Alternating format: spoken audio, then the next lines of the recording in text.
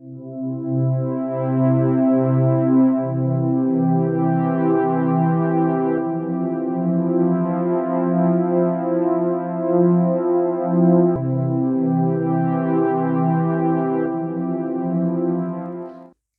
everyone, welcome back. By the last lecture, we had completed the chapter Kinematics of Particles, where we analyzed the motions of objects without considering the forces that cause them. Now we shall now move on to the next chapter, Kinetics of Particles. In Kinetics of Particles, we identify the unbalanced forces acting on a particle and relate them to the motion. Now, there are three methods or three approaches to study kinetics. First,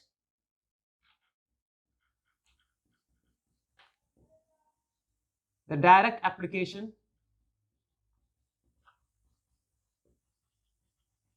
of Newton's law, which you must be familiar with. The second one is work and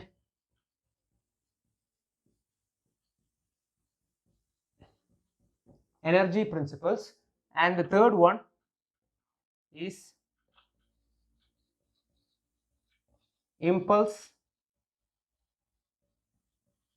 and momentum principles. Now, these are the three different approaches by which you can solve problems on kinetics. Now, in the next few lectures, we shall be focusing on the direct application of Newton's law.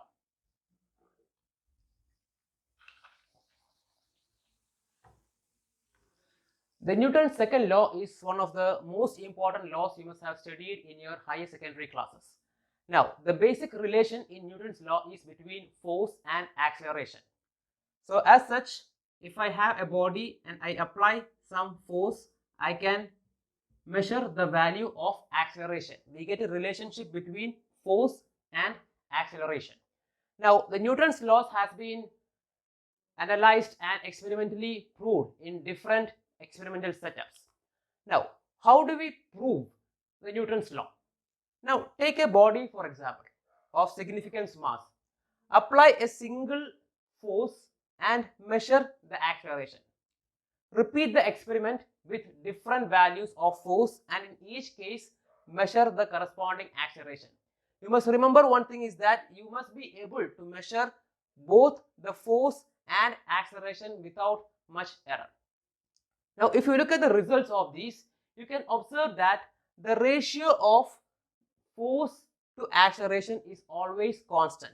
So, if I have a number of forces and if I measure the corresponding value of accelerations, I would get F1 by A1 is equal to F2 by A2 is equal to F3 by A3.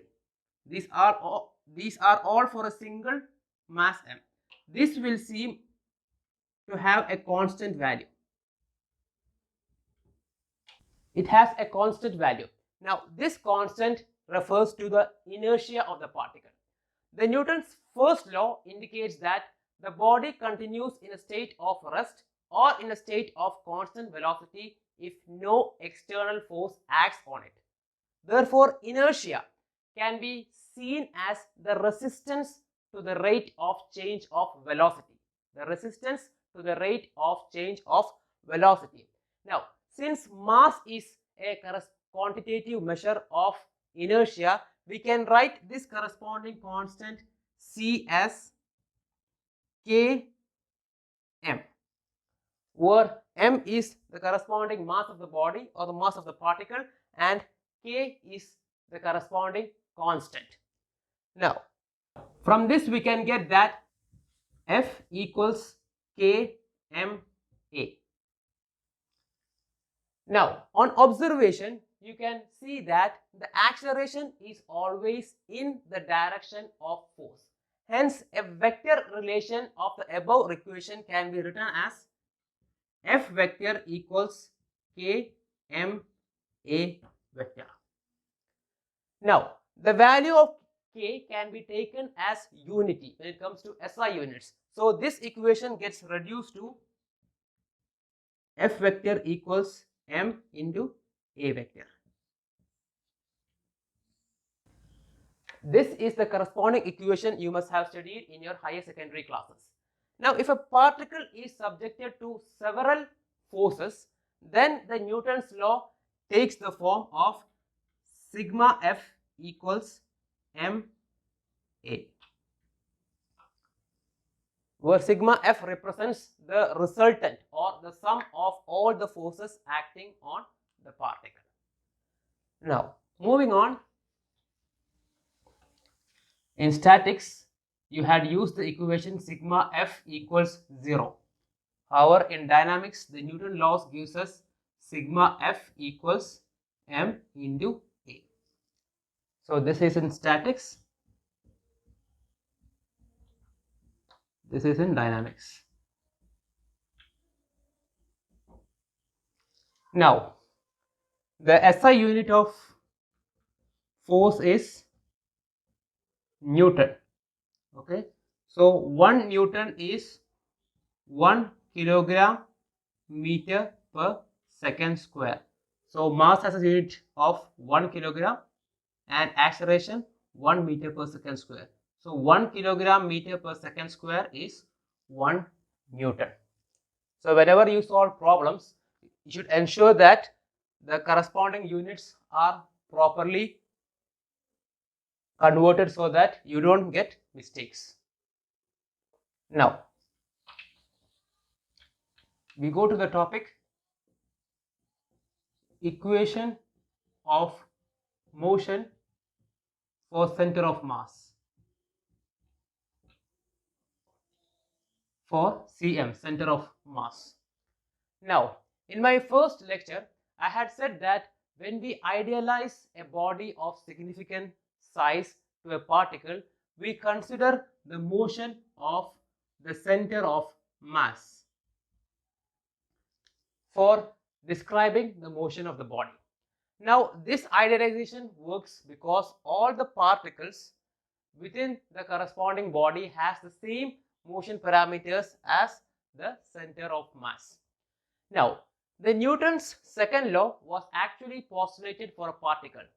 In this corresponding topic, we shall see that if a Newton's law for a system of particles can be described by considering only the mass center.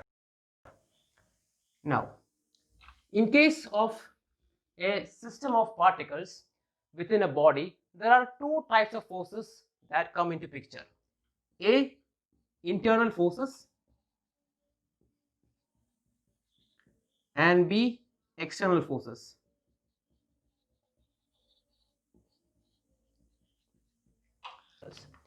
Now, consider I have an arbitrary system of particles as shown in this figure. Assume that no mass enters or leaves the system. Let Mi be the mass of the ith particle and Ri be its position vector. So the total mass of the particle can be given as m equals sigma I from 1 to n mi, where m is the corresponding mass of the entire system of particles put together. Mi is the mass of the ith particle. So if you sum it from corresponding I equals 1 to capital N, where capital N is the total number of particles. So this will give you the mass of the entire system of particles.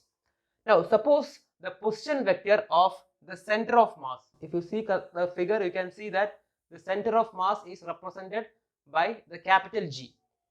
Now, if the position vector of Rg, whose coordinates are given in terms of x dash, y dash and z dash in the Cartesian coordinates, the position vector Rg of the center of mass of the system of particles can be given as Rg equals sigma I equals 1 to n mi Ri divided by sigma I equals 1 to n mi, which I can give it as 1 by m sigma I equals 1 to n mi Ri, where Ri is the position vector of the ith particle.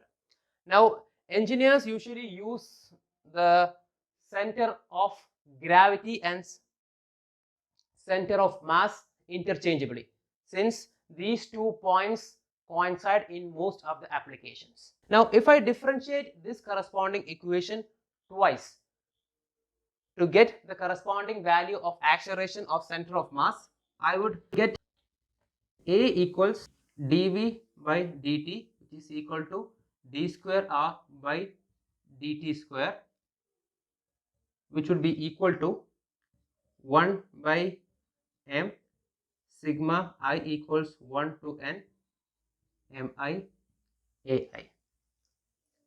Now, this will remain 1 by m will remain a constant, mi will remain a constant. So, when I differentiate ri, it will get converted into ay. Now, this corresponding ai indicates the acceleration of the ith particle. Now, let us come to forces. Let each particle I be exerted upon by several external forces, as shown in this figure. The resultant of all the external forces can be given as Fi, which may include its weight, its interactions with other particles that are not included within the system.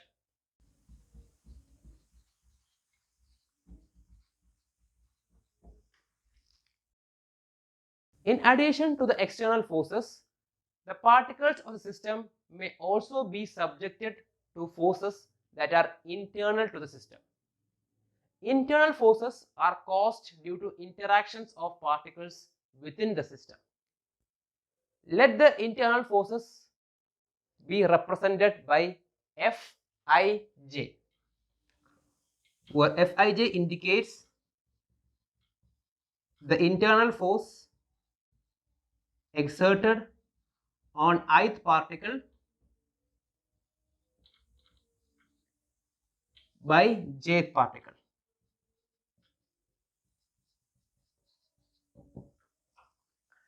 Now, each particle can have an interaction with each other particle in the system, but only one such interaction is shown in this corresponding figure. Now, let us apply the Newton's second law on ith particle.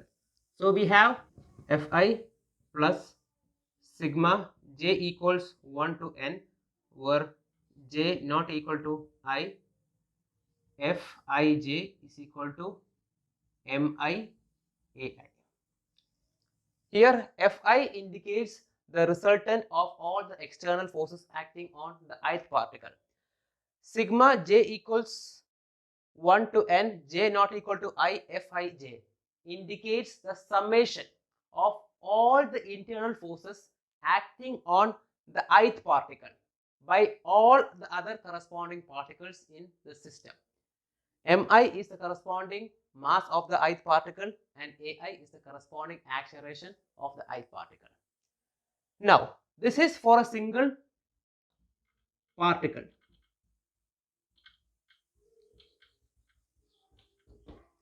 If I summate all the corresponding equations of all the particles, I would get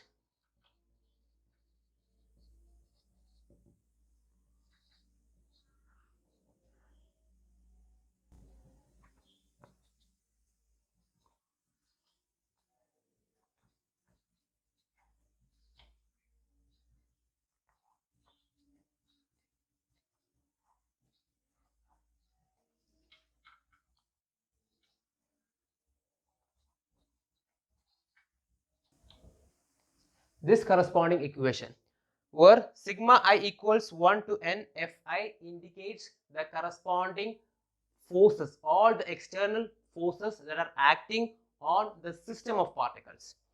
Sigma I equals 1 to n, sigma j equals 1 to n, j not equal to I, Fij indicates the sum of all the corresponding internal forces that are acting within the system.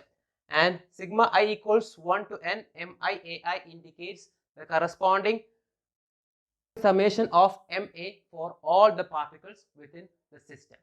Now, if you look at this corresponding equation closely, we can make three different simplifications. First, for this, the second for this, and third for this. Let us come to each of these separately. I can simplify this equation in three aspects. First one, sigma I equals 1 to n fi is equal to sigma f. Now sigma f represents the sum of all the external forces acting on the system of particles together. Now the second aspect, you know that the internal forces occurs in pairs that are equal in magnitude, opposite in direction, and are collinear. So I can write Fij is equal to minus Fji. Okay, as per the Newton's third law. Now if I take the sum of all the internal forces acting on the system, means this corresponding part, you will find that this will turn out to be 0, since all these corresponding forces will cancel out each other. So this is the second aspect. Sigma I equals 1 to n, sigma j equals 1 to n, j not equal to I, f I j is equal to 0. So the first, the second. Now the third aspect C is sigma, I shall rub it out here.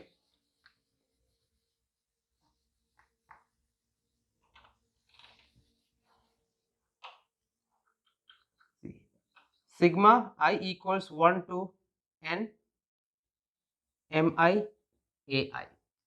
Now we have already studied earlier that this corresponding thing can be expressed in terms of the mass center as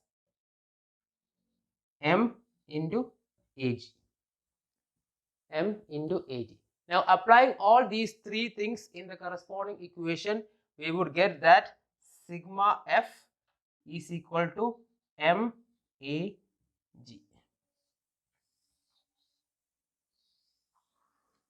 This indicates that the sum of all the external forces acting on the system of particles is equal to the corresponding total mass of the system of particles multiplied by the acceleration of the center of mass.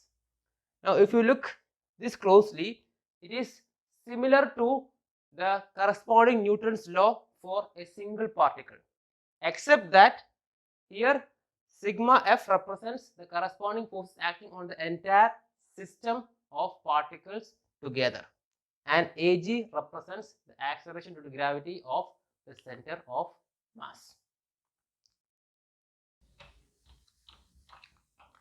Now this corresponding equation sigma f equals m into ag is also valid for a system of bodies where each body can be idealized to a particle. So if you have a system of bodies,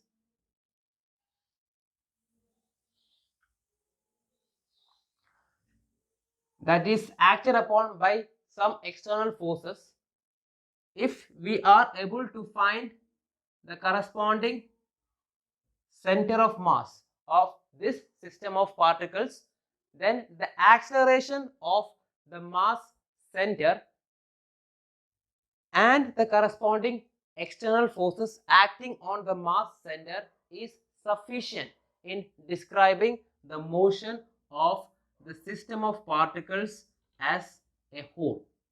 I repeat, the corresponding acceleration of the mass center and the external forces acting on the mass center is sufficient in describing the motion of the system of bodies as a whole.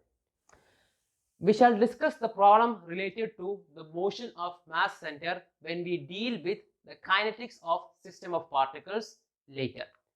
Now, the next topic which we shall discuss today, inertial frame of reference.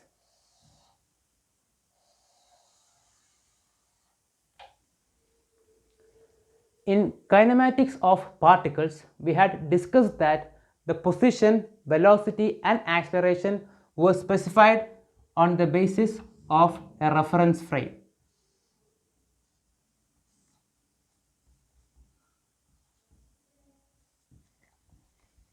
Now, the Newton, however, stated that the second law can be expressed only in a frame of reference that is at rest with respect to the fixed stars. To understand this concept better, let us consider a particle with no force acting on it.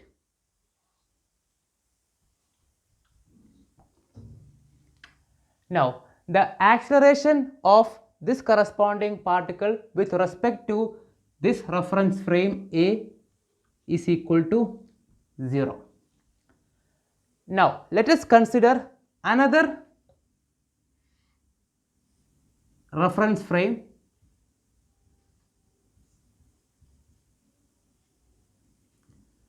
that is accelerating with respect to this primary reference frame. Now, if you measure the acceleration of this particle with respect to the second reference frame, it will not be 0. So, in this corresponding frame of reference, the Newton's law is valid. However, in this corresponding reference frame, the Newton's law is not valid. So, this gives an error in the Newton's law in case you consider a accelerating frame of reference. So, that is the reason why I stated that the Newton's law cannot be directly applied to all reference frames. A reference frame in which the Newton's law can be applied is called the inertial frame of reference or the Newtonian frame. Now, the acceleration measured with respect to the inertial frame of reference is called absolute. For most of the problems on the surface of the earth, we consider the reference frame fixed to the earth as the inertial frame of reference. This gives us sufficiently accurate results, though there may be small corrections that need to be applied to include the acceleration of the earth. But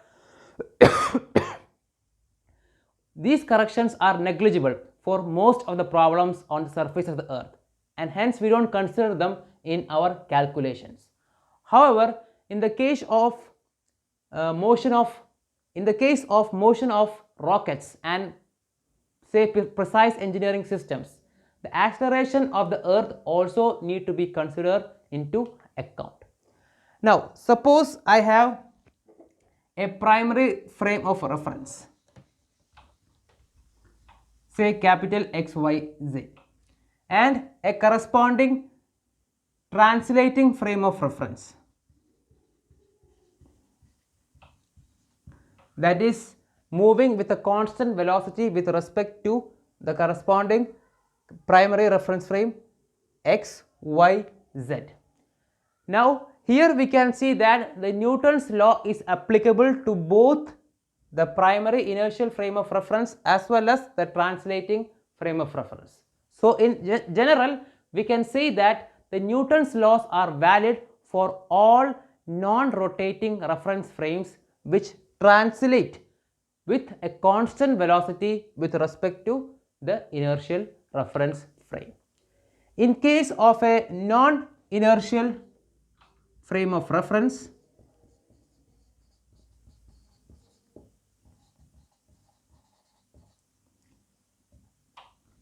here the Newton's second law can be applied by taking into account the acceleration and rotation aspects. We shall discuss more about this topic later when we deal with kinetics of rigid bodies. Now, let us solve a problem here. The mass of the Sikorsky UH-60A helicopter is 9,300 kilograms. It takes off vertically at t equals 0. The pilot advances the throttle so that the upward thrust of its engine in kilonewton is given as a function of time in seconds by t equals 100 plus 2t square. A. How far is the helicopter rising? 3 seconds after it takes off. B. How high has it risen? 3 seconds after it takes off. This question is from the textbook by Anthony Bedford.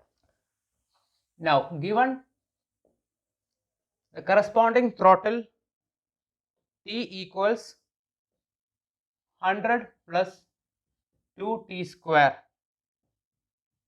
kilonewton.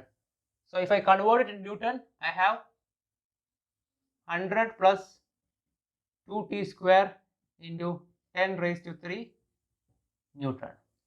The mass of the helicopter is given as 9,300 kilograms.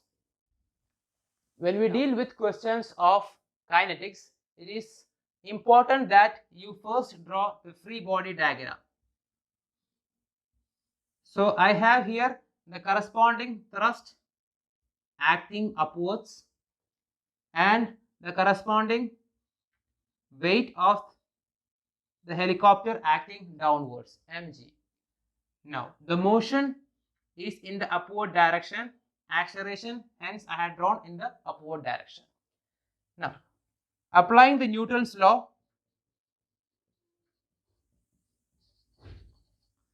sigma f equals m into a. Now sigma f is actually the thrust T minus the weight mg, which is equal to ma. Now thrust T is equal to 10 raised to 3 100 plus 2t square minus mass, it is 9,300 kilogram into g 9.81 meter per second square, which is equal to mass 9,300 kilogram multiplied by the acceleration, which we have to find out. Now if you solve this, you will get the answer A equals 0.943 plus 0.215 t square meter per second. Now if you look closely, acceleration is a function of time here.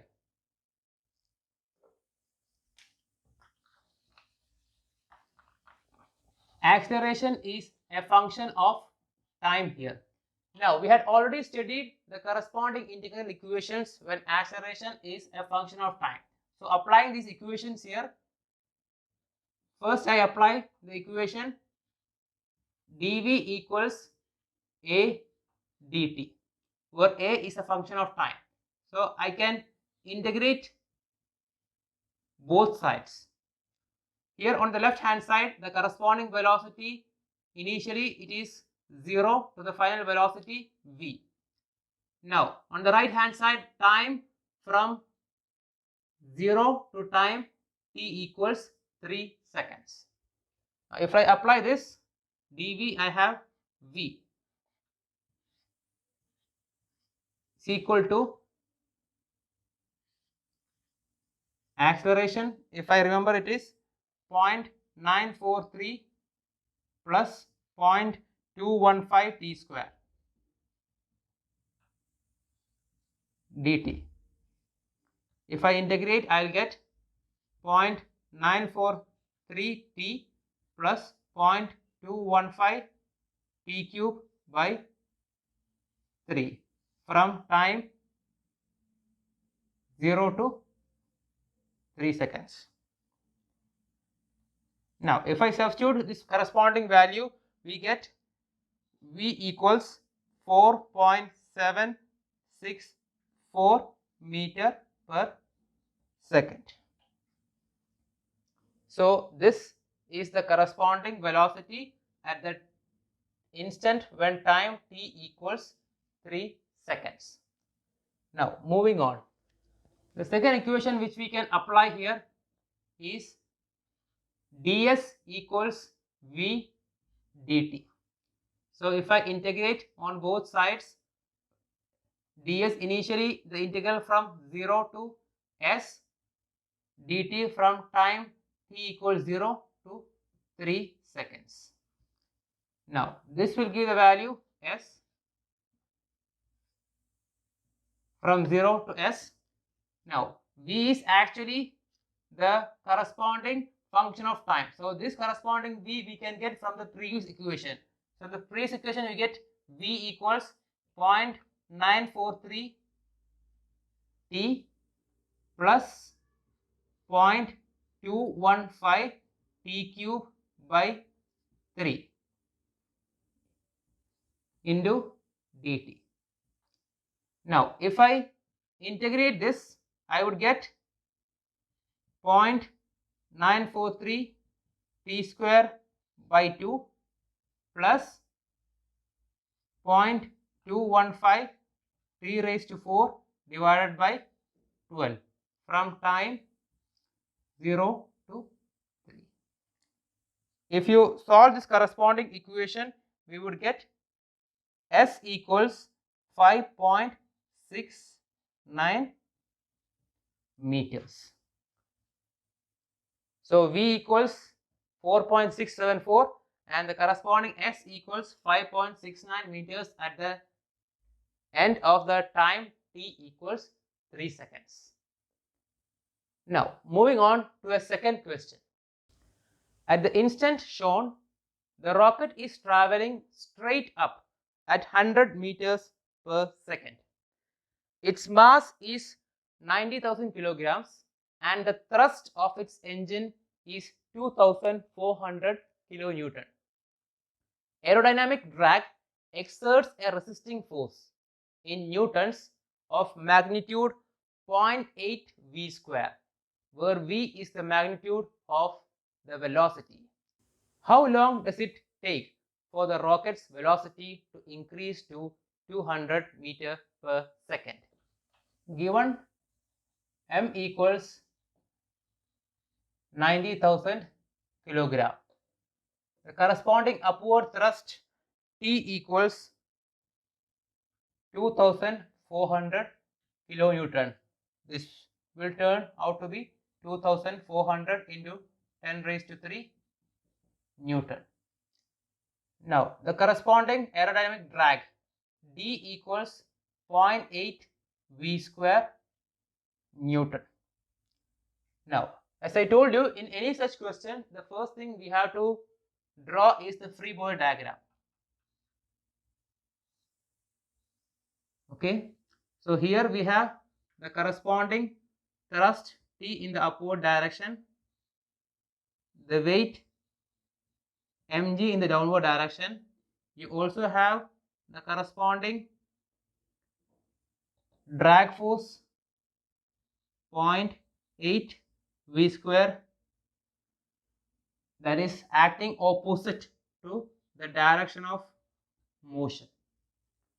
So if I apply the Newton's law, sigma F equals ma.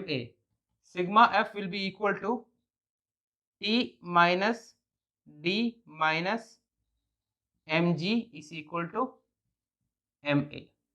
Now T it is 2,400 into 10 raised to 3 minus D it is 0.8 v square minus m 90,000 kilogram, G 9.81 is equal to m 90,000 kilogram into A.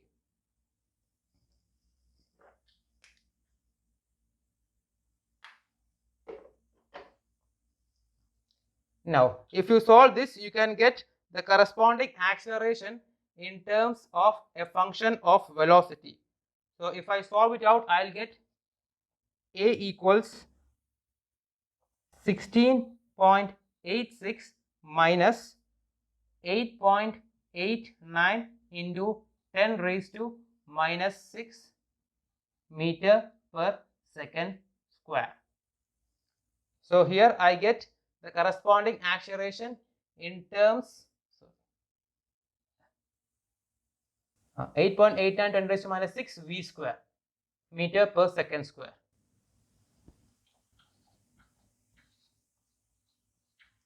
As a function of velocity. So we can apply the integral equations for this corresponding equation to obtain the value of time at the end of 200 meter per second.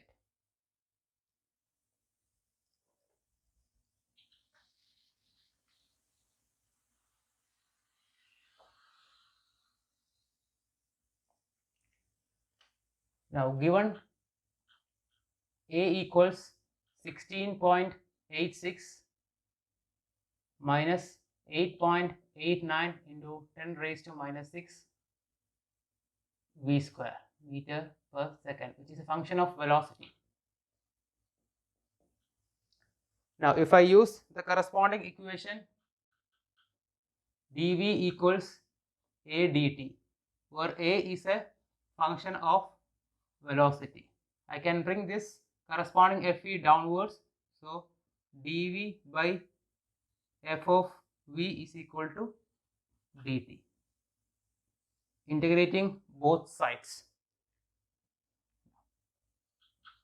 dv divided by 16.86 minus 8.89 into 10 raised to minus 6 v square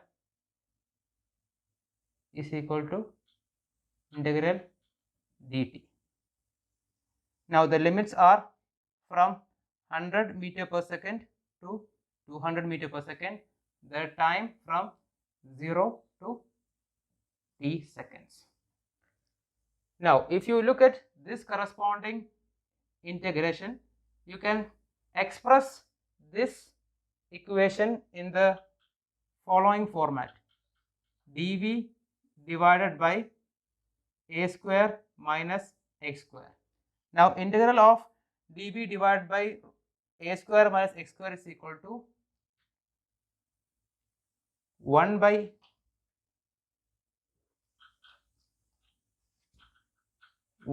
a tan h inverse x by a.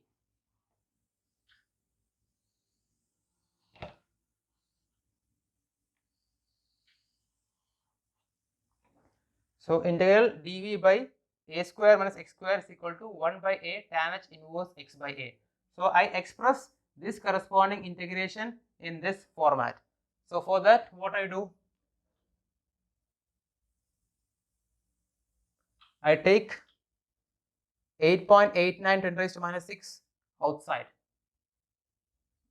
So this corresponding term will give me t equals 1 by 8.89 into 10 raised to minus 6 integral dv divided by 16.86 divided by 8.89 into 10 raised to minus 6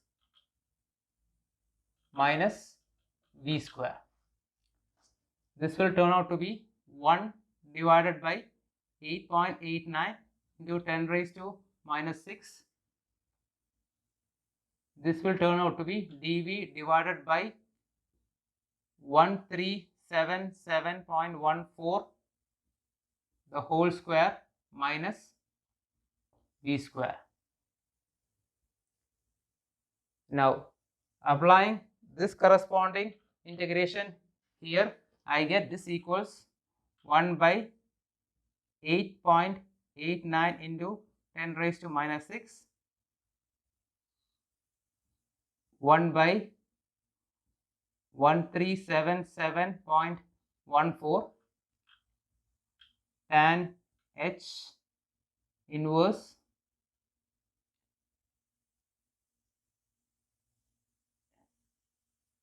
v divided by 1377.14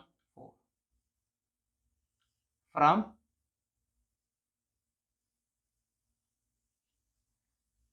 limits 100 to 200. So solving it out, you will get this corresponding answer to be approximately 6 seconds. Substitute the value of V equals 200 minus tangent inverse 100 here. So as such, if you solve this out, you will get approximately 6 seconds. So the time required for the corresponding rocket to reach from velocity 100 meter per second to velocity 200 meter per second is 6 seconds. Now with this we come to the end of this lecture. In the next lecture we shall be moving on to the applications of Newton's law in the Cartesian coordinate system. Thank you all.